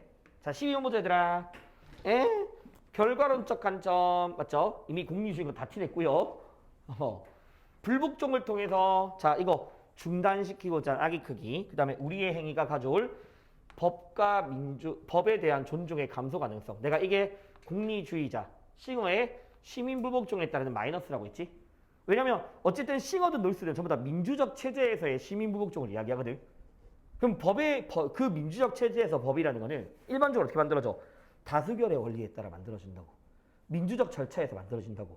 근데 그러한 법에 대해서 불복종하는 거잖아. 어기는 거잖아. 그러다 보니까 법 또는 민주주의에 대한 존중의 감소가 나타날 수는 있으나 플러스가 더 크다면 정당화될 수 있다. 알겠지? 그래서 내가 2년 전 기출에서 정당한 불복종이 법과 민주주의의 존중의 감소로 나타날 수 있다. 나타날 수 있다. 대신 플러스가 더 크다면 정당화될 수 있는 거지. 그래서 그런 것도 기억하면 되고. 그 다음 내가 얘들아 다수의 정의감에 호소하는 거라고 했죠. 정의감에 대한 저항 안 되고 정의에 근거해야 되고 정의감에 호소하는 거야. 호소하는 거. 그래서 평등한 자유원칙, 공정한 기회균 등에 대한 현저한 위배에 국한돼야 되죠. 그래서 이 문장에서 나올 수 있는 표현이 뭐였냐면 이 문장에서 맨날 나왔던 보기가 뭐냐면 놀스는 모든 부정의한 법률과 정책을 대상으로 해야 된다라는 거 절대 안 된다. 알겠지? 모든 부정의한 법률을 대상으로 하는 게 아닌 게 두 가지 이유. 뭔 제외되니까? 차등의 원칙을 위반한 것은 대상이 아니니까. 그렇죠? 차등의 원칙을 위반은 차등 위반은 제외니까. 또는 두 번째. 자, 평등한 자유의 원칙, 공정한 기회균등 원칙의 위반도 뭐 해야 돼? 되게 심한, 현저한, 즉 심각하게 부정의하지 않은 것은 뭐다? 제외되니까. 그래서 이런 점에서 둘 다 모든 부정의한 법이 대상은 아니다. 맞죠? 자, 근데 봐봐. 제가 놀스 비록 위법행위지만 지킬 거 다 지켜가면서 해야 됩니다. 그래서 그런 것들이 뭐라고 했니? 놀스가 지킬 거 다 지켜가면서 하는 게 법에 대한 잠시만. 놀스가 지킬 거 다 지켜가면서 하는 게 법의 충실성의 한계 내에서. 맞지? 법의 충실성의 한계 내에서. 그리고 놀스도 시민불국주의하는 사람들은 뭐 인정해? 체제 인정한다고. 체제 인정하고 존중한다고. 싱어 마찬가지로 체제 변형 아니죠. 그래서 싱어도 내가 법의 지배, 민주주의 원칙은 존중한다고 했거든. 원칙은 존중한다고. 그래서 둘 다 공통점이 자, 법치를 존중합니다. 법의 지배와 민주주의 원칙을 존중한다. 이거 지금 싱어에 의해서 만든 말이지만 답은 맞아. 근데 이거 있잖아. 이게 나오면 누구도 동의해야 돼? 이거 놀스도 동의해야 돼. 놀스랑 싱어 공통점이야. 만약 공통점으로 물어보면 둘 다 공통점이 돼야 돼. 알겠지? 둘 다 체제에 대한 존중이 전제다라는 거. 그다음에 니은. 야, 놀스가 특정 종교의 교리에 어긋나는 것은 당연히 대상이 아니거든. 정의관에 근거한 게 아니니까. 근데 지금 봐봐. 종교의 자유를 부정하는 법이야. 그럼 이거 뭐 위반한 거야? 평등한 자유 위반하는 거잖아. 우리가 평등한 자유 원칙이 예를 들어 자유가 뭐 재산 소유권 또는 양심의 자유, 종교의 자유 그런 것들이잖아. 그러면 종교 자유를 부정하는 법은 당연히 되지. 놀스 입장에서. 이거는 평등한 자유의 원칙에 대한 위반이니까. 그다음에 이제 디귿선지가 이거 제가 개념대 한번 말씀드렸거든요. 얘들아, 그럼 봐봐. 이제 똑같이 종교의 자유를 부정하는 법이야. 에 대해서 불복종을 해. 물론 그 법 자체를 어겨서 불복종이 나타날 수도 있어. 근데 내가 놀스가 정의의 원칙을 위반하는 그 법만 대상으로 하는 건 아니라고 했었거든. 다른 법을 어겨서도 나타날 수는 있어. 예를 들어 봐봐. 어떤 특정 법이 부정의해. 되게 심하게 부정의해. 그러면 그 부정의한 법을 개선하기 위해서 내가 다른 방법을 통해서도 그걸 알릴 수 있지 않니? 예를 들어서 청원 아니면 뭐 되게 집회 같은 걸 해서라도 알릴 수 있잖아. 그럼 집회를 한다는 거는 예를 들어서 내가 집시법을 위반해서 일부러 그걸 드러내고 이 법을 어겨서 이 법이 부정의하다를 알릴 수 있는 거잖아. 그러니까 부정의한 법을 변혁하고자 불가피하게 다른 법을 위반하는 것도 정당화 될 수 있는 겁니다. 알겠지? 그래서 이게 부정의한 법만 위반하는 행위가 아니다. 알겠죠? 시민불복종은 그 부정의한 법만을 대상으로 위법하는 행위가 아니라고. 다른 법을 어겨서라도 나타날 수 있는 거. 다른 법을 어겨서라도.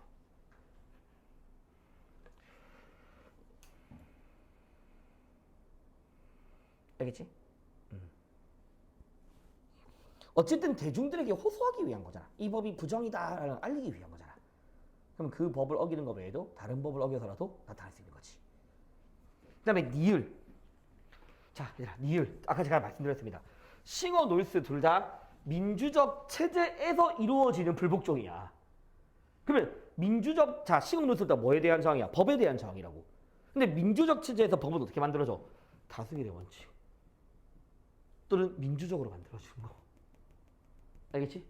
그러니까 다수결의 원칙, 민주적으로 만들어진 법도 대상이 아니다는 틀렸어. 둘 다 대상이 됩니다. 그럼 다시 물어볼게.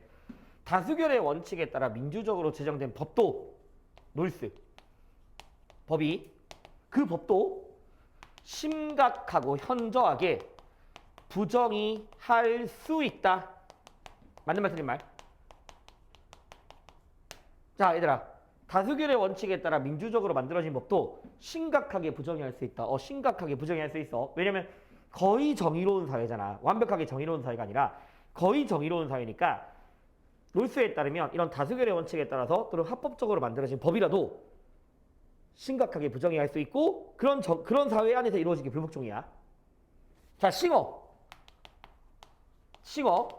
다수결에 따라 민주적으로 만들어진 법, 즉 다수의 의사에 따르는 법이라도 심각하게 뭘 초래할 수 있니? 해악을 초래할 수 있다. 그러니까 둘 다 뭐 할 수 있다? 대상이 될 수 있다. 알겠죠?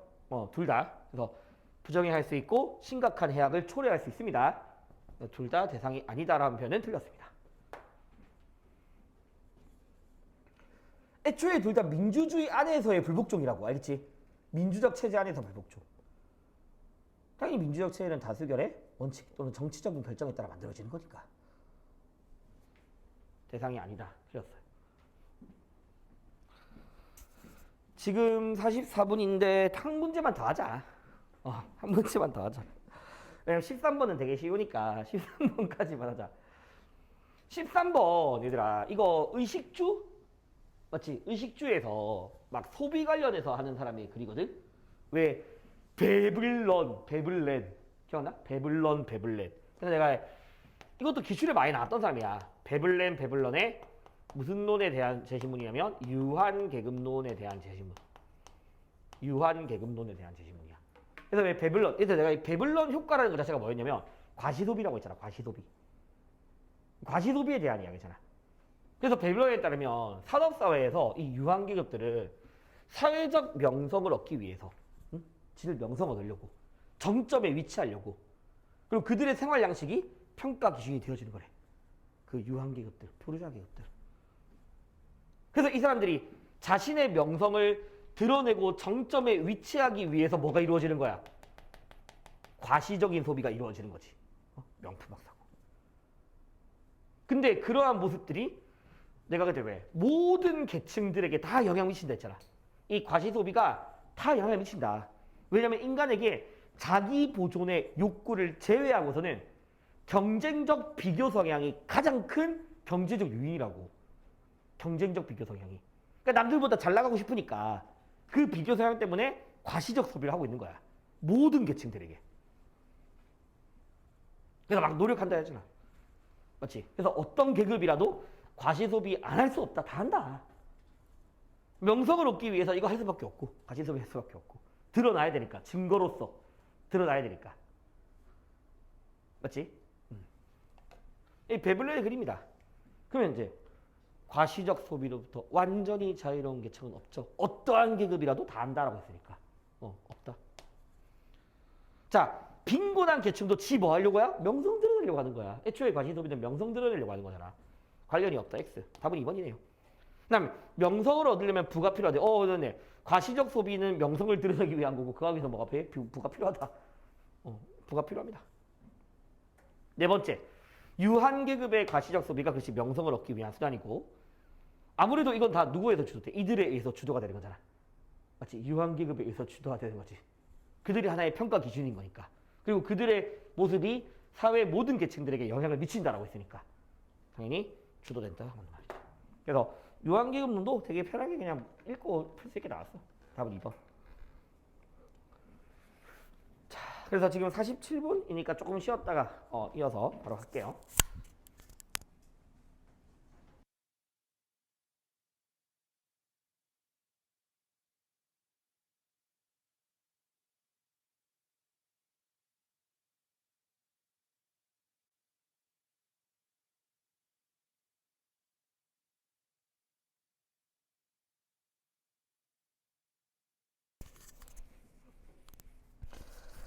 음, 14번은 그냥 빨리 할게. 14번.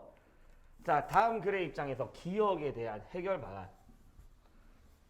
인공지능이 행하는 혐오와 차별은 용인될 수 없는 사회적 문제로 대두되었대. 그러니까 인공지능이 행하는 혐오, 차별의 표현. 근데 이 문제가 걔들도 배운 거 아니야. 사람한테서 맞지. 그래서 인공지능이 학습하는 데이터 자체의 비윤리성에 기인하는 거고. 그래서 적절한 여과 과정을 거친 데이터를 제공해야 되는 거고. 주목할 것은 그것의 비윤리적 표현들이 우리가 쓰는 일상 언어에도 근거하고 있고 이 언어들이 인공지능에게서는 어떤 도덕과 관련이 없잖아. 그냥 데이터 값에만 불과한 건데 그것들이 우리한테 다시 돌아올 때는 이런 문제를 일으킬 수 있고. 그래서 1번에 보면 결국 윤리와 관련된 이야기니까 1번처럼 기술 개발 말도 안 되고 2번 인공지능의 표현을 수용할 수 있는 관용적 태도를 기르자가 아니라 결국 인간이 쓰는 언어들이 그들에게 입력이 되어서 우리한테 차별적인 어떤 혐오의 어떤 표현이 나타난다는 거니까 우리가 관용적 태도를 함양해서 될 문제가 아닙니다. 답은 3번이죠. 검증을 거친 데이터를 입력하자. 답은 3번이고 4번은 애초에 인공지능이 인간보다 도덕적 판단력이 높을 수가 없죠. 맞지? 그리고 5번 일상 언어를 입력하면 안 된다 그러는 거니까 5번도 틀린 거고 넘어갈게. 자 15번 원조론. 자 질서정연한 사회가 고통받는 사회 자신의 문제를 합당하게 관리할 수 있는 무슨 사회를 만들어주니? 자립적 사회를 만들어줘야 되죠. 그래서 놀스는 자립적 정의사회를 만들어주는 게 목적이잖아. 그렇지? 고통받는 사회를 자립적 정의사회로. 그래서 내가 그 원조는 주로 뭐다? 제도와 문화의 개선. 정치적인 원조. 맞지? 단순한 물질적 배분만으로는 충분하지 않다. 정치 문화를 개선해주는 정치적 원조가 필요하죠. 자, 그 다음에 얘들아. 소득의 일부, 고통 감소, 쾌락 증진, 인간의 의무. 바로 싱어, 세계시민주의 입장에서 해외 원조를 이야기한 거고요. 자, 그럼 이제 1번부터 볼게. 얘들아. 원조의 목적이 인류 전체의 복지 증진이면 이게 싱어죠. 싱어는 인류 전체의 복지 증진 또는 고통의 감소. 근데 체제의 개선이 되면 누구 입장? 이게 놀스잖아. 맞지? 목적이. 인권을 보장할 수 있는 질서정연한 사회로 만들어주는 거. 이게 놀스니까. 그러니까 체제 개선이어야 합니까? 라고 하면 이거에 대해서 놀스는 O. 싱어는 오히려 X니까 기억되는 말이네. 그 다음에 얘들아 니은. 목표를 달성하기 위해서 부의 재분배가 필수적이냐라고 했습니다. 놀스한테. 놀스가 체제 개선, 정치 문화 개선에서 부의 재분배가 필수적이냐? 아니죠. 알겠지? 부의 재분배를 목적으로 하는 게 아니잖아. 그래서 놀스 X. 자, 그 다음에 놀스 뭘 강조해? 인권 개선 강조하지? 맞지? 그게 목적이잖아. 그게 목적. 맞지? 인권 개선 강조하는 거니까 그게 목적이다. 그래서 져야 한다. X. 그래서 제가 놀스가 이런 얘기 했었죠. 인권을 강조하는 원조는 그 사회의 복지 또는 기아 문제를 해결할 수 있다. 이거 전혀 틀린 말 아니야. 해결 가능하다. 맞는 말이야. 놀스한테서. 알겠지? 물론 놀스가 이거를 목적으로 하진 않지만 이거를 강조하면 여기도 기여할 수 있다. 자, 그 다음에 얘들아 싱어. 원조 주체든 원조 대상이든 경제력 고려해야 되지. 그래서 내가 원조 주체도 과도한 희생이 아닌 마이너스보다 뭐가 더 클 때? 플러스가 더 클 때. 항상 공리주의는 마이너스보다 플러스가 더 커야 되잖아. 맞지? 근데 내가 만약에 원조하는 금액이 너무 과도해서 그게 내 막 이익을 저해한다? 이럴 때 하면 안 되는 거지. 이럴 때는. 그러니까 니들 봐봐. 원조를 통해서 발생할 해악 그냥 다 줄여버리자. 이게 마이너스 아니야. 마이너스. 맞지? 그 다음에 더 큰 이거보다 더 큰 미안. 원조를 통해서 방지할 해악은 기아라든가 그러니까 그쪽에 우리가 도와줘야 될 사람들 기아보다 더 큰 희생이야. 더 큰 희생. 항상 싱어는 뭐 해야 돼? 과도한 희생이 아니어야 돼. 과도한 희생이 아니어야 되는데 과도한 희생이다? 그럼 당연히 뭐 해야 돼? 중단될 수 있죠. 원조 주체가 과도한 희생이라면 중단될 수 있다. 오, 이것도 원조 치고는 좀 쉽게 나왔어.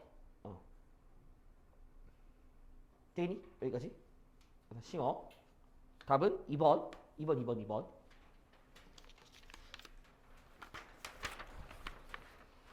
자, 그 다음에 16번.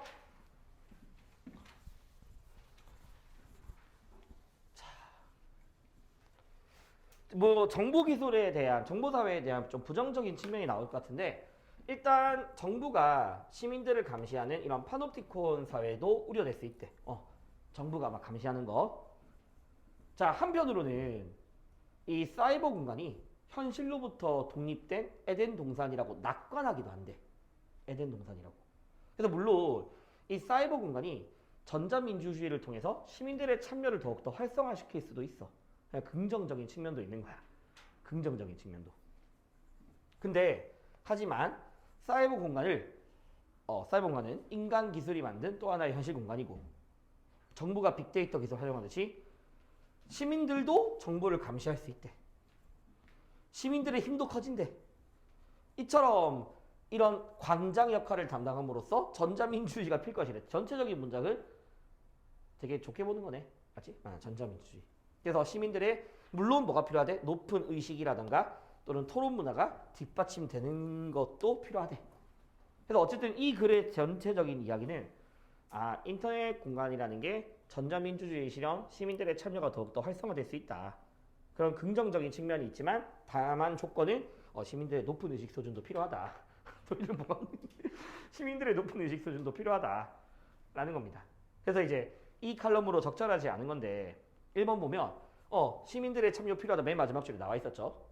그다음에 정보기술의 발달이 직접민주주의, 시민들의 적극적인 참여를 높여줄 수 있고요. 새로운 소통의 장, 맞는 말이고. 또 4번도 보면 정부와 시민이 상호 견제할 수 있는 힘을 제공해준다라는 게 나와 있잖아, 여기. 정부가 빅데이터 기술하듯이 시민들도 정부 정책을 감시할 수 있다라고 했으니까 4번도 상호 견제할 수 있는 거고. 그 다음에 5번에서 근데 사회공간이 익명성, 법치로부터 벗어났다 이런 식의 표현 전혀 안 나와 있잖아. 알겠지? 법의 지배로부터 벗어나 있다? 그런 얘기 전혀 안 나와 있으니까 적절하지 않은 거 5번이지 뭐. 이것도 글 보고 풀 수 있는 문제. 자, 17번 얘들아. 지금 이 문제에서 사상가 관점이라고 나와 있는데 아마 풀 때는 사실 사상가라기보다 그냥 글 읽고도 풀 수는 있을 것 같아. 자, 일단 글만 보고서 한번 풀어보고 내가 사상가 누군지 알려줄게. 이상적인 사회가 당장 가능할 것이라는 건 합리적인 건 아니래. 세상가 말하는 건 뭐지? 점진적으로 개선이 필요하고 더 좋은 사회로 나가는 태도가 중요하대. 점진적 개선. 더 좋게 만들 수 있어야 된대. 그 다음 인간 이성의 한계는 관용을 요청한대. 관용 뭔지 알죠? 맞죠? 나랑 다른 사람의 생각 받아들이는 거잖아. 관용을 요청한대. 근데 우리가 관용적이지 않은 사람들에게까지 무제한의 관용을 베푼다면 오히려 파멸될 것이래. 그리고 관용도 소멸할 것이래. 그냥 무제한적 관용은 안 된다. 뭐 이 말이겠죠? 무제한적인 관용은. 그럼 일단 기업 보자. 모든 문화가 고유성을 가지니까 용인돼야 한다. 그러니까 이 문제가 지금 보면 봐봐. 관용적이지 않은 사람들까지 우리가 무제한적 관용을 베푼다. 그럼 머릿속에 이렇게 한번 떠올려보자. 왜 이슬람 문화들이 막 이슬람 극단주의 강조하면서 불교 문화 막 탄압하고 막 석상 파괴하고 막 되게 다른 문화 배척하고 막 그러잖아. 근데 그들에게까지 다 고유성을 지니니까 우리가 용인하자. 이거 좀 사회문화 성격이랑 좀 비슷해요. 왜 사회문화에서 문화상대주의랑 극단적 상대주의 좀 떠올리면 이해되지 않을까 싶어. 그러면 당연히 상식적으로 모든 문화가 용인되자? 이거 아니잖아. 왜? 보편적인 윤리 부정하는 문화들, 관용적이지 않은 문화들까지 다 관용하면 오히려 파멸된다고 했으니까. 알겠죠? 그 다음에 자기 문화를 비판하는 거에 대해서도 열린 태도가 필요하다. 일단 되게 좋은 말 같지 않니? 일단 열린 태도가 필요하다. 그 다음에 일단 놔둬보자. 불관용적 문화에 대해서는 관용하지 않아야 되겠지. 관용하지 않아야 되겠지. 니을 어떤 문화가 바람직한지 여부를 판단하는 기준이 존재하지 않는다? 여기 존재하잖아. 기준. 관용적이지 않은 문화에 대해서 관용하지 마라. 그러면 존재하지 않는다? 틀렸으니까 일단 답은 3번. 아니 답은 3번이고 이 사람이 누구냐면요. 정원아. 포퍼라는 사람이거든. 근데 이 포퍼라는 사람이 기출에서 잘 나온 사람은 아니야. 근데 어디 있냐면 교과서에 있어. 교과서에도 있고 우리 교재도 있습니다. 우리 개념서에도 있거든요. 포퍼가 있어. 근데 이 포퍼가 어떤 사람이냐면 정원아. 포퍼는 합리주의적 태도를 강조하는 사람이거든요. 일단 합리주의적 태도를 강조하는 사람이고 그 다음에 그럼 포퍼가 말하는 이 합리주의적 태도란 무엇입니까? 라고 하면 실수 누구나 오류 있을 수 있어. 알겠지? 누구나 실수할 수 있고 인간이 가지는 이성의 한계로 인해서 실수나 오류를 저질 수 있지만 그 실수 오류에 대해서 타인의 비판을 수용할 수 있어야 하고 알겠죠? 타인의 비판을 수용할 수 있어야 돼. 그리고 자기 스스로도 비판이 필요해. 자기 비판도 필요해. 실수와 오류에 대해서 자기 비판도 필요합니다. 그래서 계속 뭐 해 나가야 돼? 학습해 나가야 돼. 개선해 나갈 수 있어야 돼. 그런 것들이 포퍼가 이야기하는 합리주의적 태도야. 합리주의적 태도. 그렇지? 그래서 포포에 따르면요. 조금만 더 이야기하. 이 합리주의적 태도는 두 번째, 자신이 옳다라는 것을 계속 증명하는 것보다는 오히려 배우는 것이 중요하다. 배우는 것이 중요하다라고 보는 사람이야. 배워나가는 그 과정이 더 중요하다고.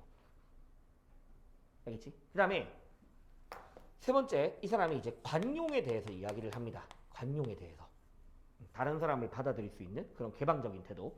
관용에 대해서 이야기하는데 이 관용도 한계가 있대. 한계. 그러니까 다른 사람 비판을 받아들이고 또는 다른 사람 의견을 받아들이는 것도 한계가 있다. 그 한계가 뭐냐라고 하면 보편적인 가치를 침해하는 것들. 알겠죠? 그러니까 전형적인 보편적 윤리들 있잖아. 그런 것들을 침해하는 거. 또는 도덕적인 해악에 대해서는 뭐가 필요하냐면 불관용해야 돼. 받아들이면 안 돼. 그런 것들에 대해서. 그러니까 딱 그 문화상대주의, 극단적 상대주의랑 거의 비슷한 문장 아니야? 내용 아니야? 보편적 가치를 침해하는 거에 대해서는 불관용의 자세가 필요합니다. 알겠지? 그래서 예를 들어서 여기서 관용적이지 않은 사람들, 관용적이지 않은 사람들. 그럼 여기서 말하는 관용적이지 않은 사람들이 예를 들어서 막 인권을 침해한다든가, 아니면 보편적인 윤리를 부정한다든가 그런 사람들까지 우리가 무제한적으로 관용 베풀면 오히려 관용이 사라진다, 소멸된다. 그래서 이게 이제 포퍼의 글이거든요. 열린 사회를 추구합니다. 열린 사회. 열린 사회를 추구하는데 그 열려 있는 것에 대해서도 뭐가 필요하다? 좀 제한이 필요하다. 무작정 다 열려 있지 말고. 되게 도덕적 상식 아니야? 이런 표현들이. 그래서 기억처럼 다시 그럼 돌아와서 모든 문화가 고유성을 지닌다. 용인하자? 아니지. 아까 보편적 가치 침해하는 거에 대해서는 받아들이면 안 되는 거니까. 그래서 기억이 틀린 거지. 자기 문화 비판하는 것에서 열린 태도가 필요하다. 타인의 비판을 받아들일 수 있어야 됩니다. 그걸 통해서 학습해 나가고 개선해 나가야 돼요. 포퍼가 그 평가에서 거의 1000원 나왔었거든. 그래서 이 정도 개념 정리 좀 해놔. 포퍼에 대해서.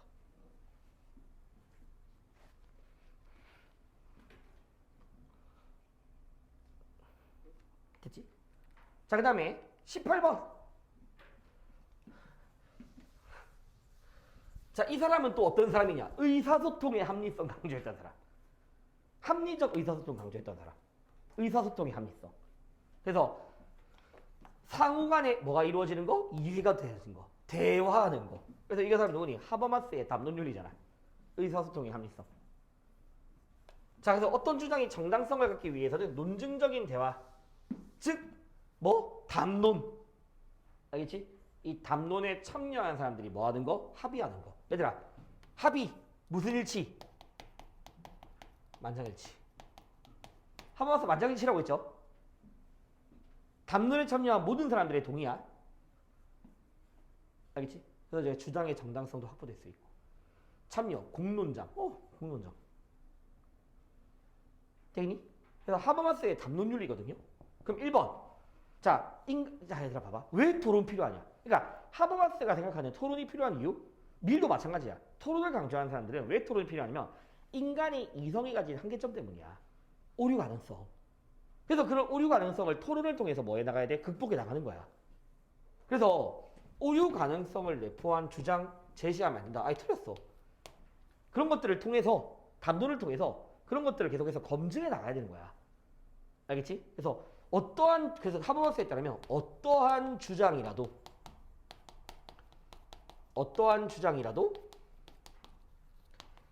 담론에 붙일 수 있어야 한다. 있고 뭐 이런 식의 표현이 있지. 어떠한 주장이라도 담론에 붙일 수 있다. 알겠지? 그다음 2번. 자, 제가 이 공론장, 이 담론에서는 뭘 표현하라고 했어? 감정, 이해관계, 욕구를 다 드러내야 되는 거잖아. 알겠니? 감정, 욕구, 이해관계 다 드러내야 돼. 그래서 개인의 선호, 욕구 숨기는 게 아니라 드러내야 된다. 자, 3번 뭐가 들었니? 다수의 동의로 정당성을 확보하는 것이 아니라 만장일치의 동의다. 다수의 동의가 아니라. 자, 그 다음에 제가 이것도 개념적으로 말씀드렸는데 합의가 되었어. 근데 거기에 대해서 재논이 가능하다 했었잖아. 재논이 안 된다 틀렸습니다. 그리고 이 담론이라는 공간은 누구나 평등해야 돼. 알겠지? 누구나 동등해야 하고 평등해야 돼. 그러니까 이 능력에 따라서 차등 부여하면 당연히 안 된다라고 해야 되겠지. 능력에 따라 차등적을 부여. 평등에 어긋나는 거니까. 5번이 답이지. 자, 19번 보자 얘들아. 19번. 자, 이 문제가 지금 테일러가 안 나왔거든요. 그래서 테일러 공부 좀 해놔야 돼. 테일러도. 일단 답을 보면 어떤 존재가 쾌락과 고통과 즐거움을 경험할 수 있는 능력이 있는지 없는지가 이익 관심 여부의 유일한 경계다. 그래서 쾌고 감수 능력, 이익 평등 고려 원칙. 이거 싱어 입장이죠. 자, 그 다음에 칸트. 얘들아, 이성은 없지만 살아있는 피조물을 함부로 하지 마라 이거였지. 왜? 그렇게 함부로 하게 되면 나의 도덕성에 기여할 수 있는 그런 동정심이라든가 공감이라든가 이런 것들을 악화시키거나 절멸시킬 수 있으므로 자신에 대한 의무를 위반하는 거다. 맞지? 자신에 대한 의무 위반이다. 그래서 칸트의 입장. 동물 함부로 하는 것은 자신의 의무 위반이야. 자, 대지윤리. 존중. 누구 입장? 레오폴드 입장이죠. 맞죠? 그래서 싱어, 칸트, 레오폴드 물어본 거거든. 그럼 이제 기억 봐봐. 기억. 자, 갑은 싱어, 을은 칸트, 병은 레오폴드인데, 자, 동물에 대한 인간의 행위가 공리의 원리 누구밖에 없어? 싱어밖에 없잖아. 공리주의. 맞지? 그래서 공리주의는 싱어밖에 없으니까 기억은 당연히 맞는 말이거든. 근데 니은 봐봐 얘들아. 제가 이야기했던 거 싱어에 따르면 인간과 동물의 이익 관심은 동등하게 고려해야 돼. 그게 이익평등 고려 원칙인데 그 이익평등 고려 원칙이 인간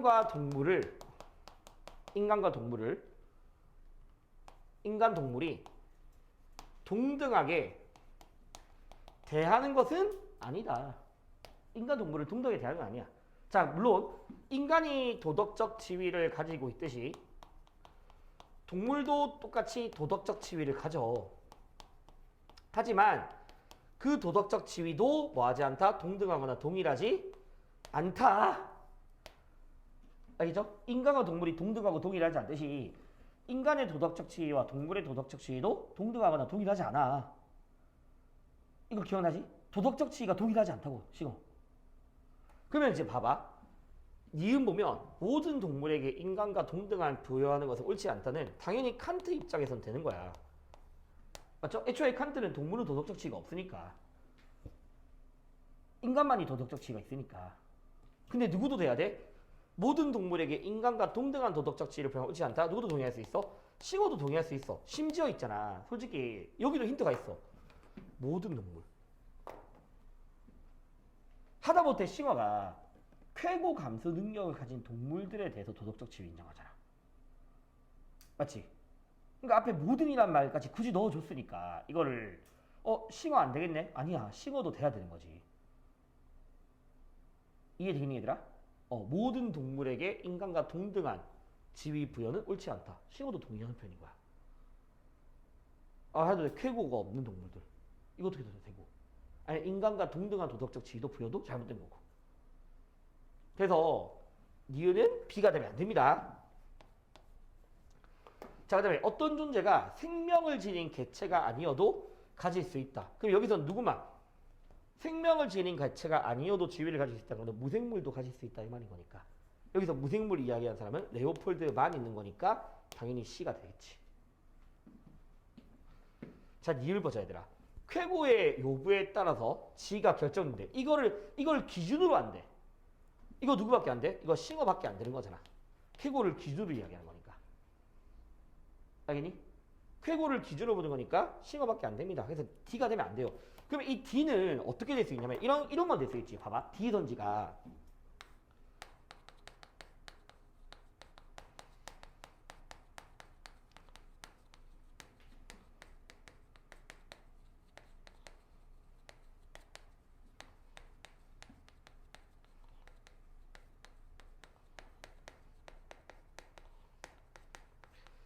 이거 두 개의 차이가 뭔지 알겠니? 니을은 쾌고 감수 능력을 기준으로 보는 거야. 기준으로. 근데 지금 제가 만든 선지는 쾌고를 가진 동물의 도덕적 지위를 고려하자는 거야. 그럼 이거에 대해서 누구도 동의해? 싱어뿐만 아니라 리오폴도 동의할 수 있는 선지잖아. 알겠지? 근데 니을은 이건 정말 싱어밖에 안 되는 거지. 그래서 어쨌든 답은 기억 디귿 1번이었죠. 1번. 자 20번 얘들아. 오로지 국익에 도움이 되는지를 여부 대외 정책의 좋고 나쁩니다.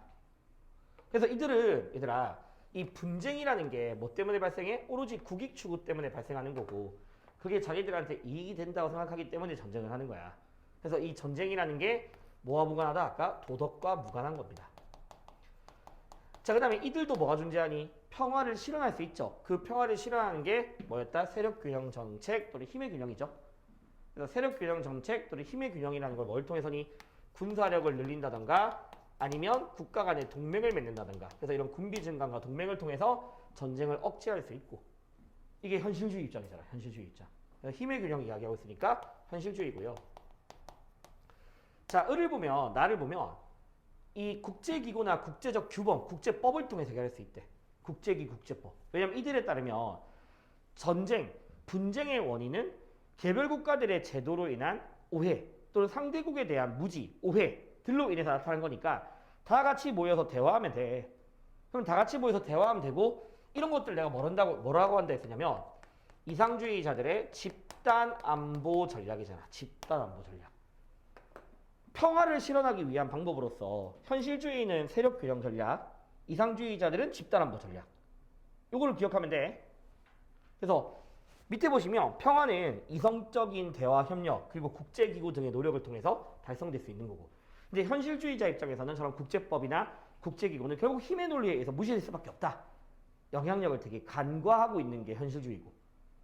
그럼 얘들아 이제 보자. 국제법을 통한 평화 실현의 회의주의 지금 나의 입장이거든. 이상주의 입장을 찾아라 했단 말이야. 근데 회의적인 정도는 누가 높아야 돼? 현실주의가 높은 거잖아. 국제법 어차피 힘 가진 나라들이 무시한다 이거잖아. 그리고 회의적인 정도는 이상주의자는 되게 낮아야 되겠죠. 오히려 강조하니까. 분쟁의 원인, 네, 오해 때문입니다. 이게 높아야 되죠. 그래서 대화하면 되는 거고. 자, 다른 국가를 잠재적 위험으로 인식해. 이게 누구 입장이야? 현실주의 입장이잖아. 현실주의는 다른 국가가 다 잠재적 위험 요소입니다. 다 국가들이 다 자기 이익 추구하니까. 근데 이상주의자는 그렇게 낮아야겠지. 그래서 요거 이제 충족될 수 있는 답이 4번밖에 없는 거죠. 그래서 현실주의, 이상주의 이렇게 풀면 되는 거지. 그래서 이런 내용들까지 우리가 6평을 본 거고 아까 말씀드렸듯이 서양 철학도 칸트만 나오다 보니까 좀 쉽게 나왔었고 그 밖에 이제 덕윤리나 공리주의 비교할 수 있어야 되고 죽음감도 에피쿠로스만 나오다 보니까 좀 쉽게 출제가 된 거고 예술관에서 이제 좀 어렵게 나올 수 있는 칸트, 플라톤, 신미주의 문제 안 나와 있고 그 다음에 자연과 윤리에서 테일러 안 나와 있어. 테일러가 나오면 좀 난이도가 어려워지잖아. 테일러 안 나와 있고 그리고 갈퉁이나 특히 칸트의 연구평화로는 안 나와 있어 여기 지금.